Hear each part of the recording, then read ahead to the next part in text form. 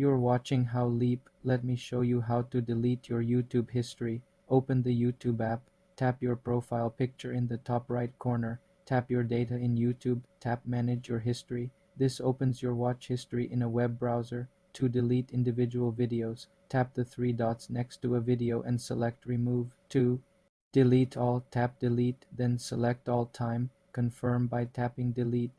You can also pause history. Go to the same history page and tap Turn Off. This stops YouTube from saving new watched videos. For more simple software tutorials, subscribe to the How Leap channel.